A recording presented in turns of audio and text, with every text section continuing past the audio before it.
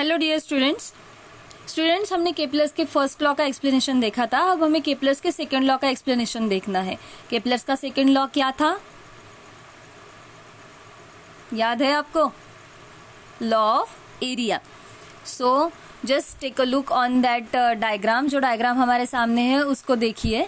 Planet takes the same time to travel the from P1 to P2। अब यहाँ P1 और P2 हमारे को दिख रहा है as from C to D, और C और D भी हमें दिख रहा है। अब इस केस में क्या हो रहा है, S जो है वो पोजीशन बता रहा है सन की, और जो इलिप्स है वो अपने इलिप्टिकल ऑर्बिट बता रहा है प्लैनेट का। तो एक प्लैनेट को P1 से P2 तक पहुंचने के लिए जितना टाइम लगेगा उतना ही C से D तक पहुंचने के लिए लगेगा। अब ये तो लॉ था, अब इसको हमारे को प्रूफ करना है।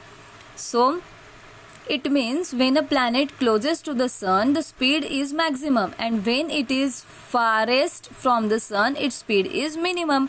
मतलब क्या, जो प्लैनेट सन के पास होता है तब उसकी स्पीड ज़्यादा होती है, और जब प्लैनेट सन से दूर होता है तो उसकी स्पीड कम होती है। इसी वजह से हमारा जो एरिया कवर होता है वो सेम होता है सेम टाइम में। अब उसका हमें प्रूफ देखना है। Consider a planet P of mass m is moving in an elliptical orbit around the sun as shown in figure. Figure में जो इलिप्टिकल ऑर्बिट बताया है उसके S पे कंसिडर करिए कि सन है, P जो है हमारा प्लैनेट है। If the moves from P1 to P2 in an small time dt, हमारा प्लैनेट जो है वो P1 से P2 तक कितने टाइम में पहुंच रहा है, वो dt इतने टाइम में पहुंच रहा है। हमारे को पता है पूरे क्वांटिटी का अगर हमें छोटा सा पार्ट लेना हो जो हमें स्टडी करना हो तो हम उसका डेरिवेशन लेते हैं, इसलिए हमने टाइम का डेरिवेशन लिया dt। The area swept out by the radius vector r is, और जो उसने एरिया, जो रेडियस थी हमारी, उसने जो एरिया कवर किया था वो क्या था, the swept out the radius vector r is the area of the portion P1s P2। Okay, P1s और P2 इसका जो एरिया होगा वो उसने कवर किया।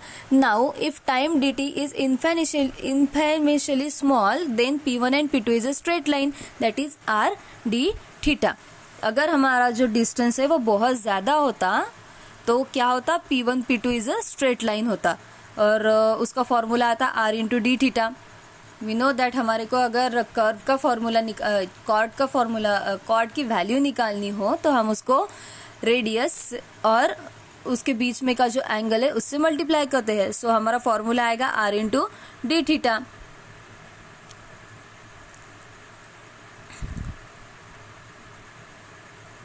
Now the area of the triangle P1s P2 is given by dA, where A is the area, और area का formula हमने अभी यहाँ देखा था R into d theta. Okay, और P1s को हम लिख सकते हैं 1/2 R।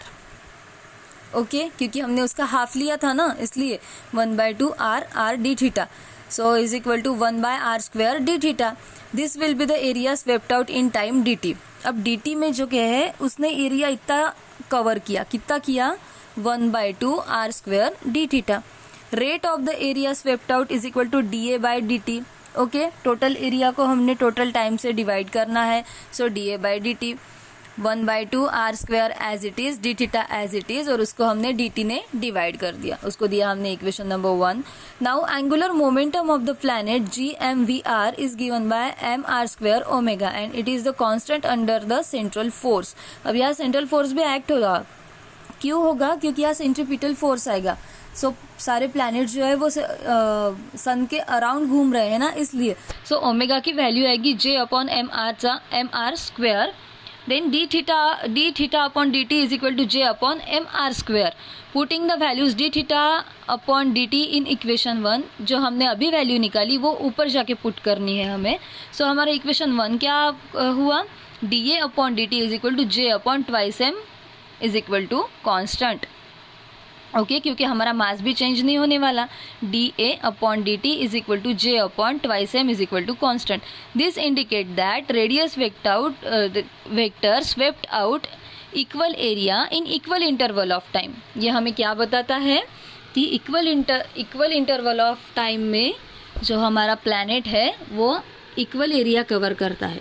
Indicates that radius vector swept out equal area in equal interval of time. The areal velocity of the planet around the sun is constant. हम ये भी बोल सकते हैं कि the areal velocity of the planet around the sun is constant. 3 या 4 marks के लिए आपको इसका प्रूफ लिखने के लिए एग्जाम में आ सकता है। सो सारे प्रूफ्स अच्छे से पढ़ लेना। ओके।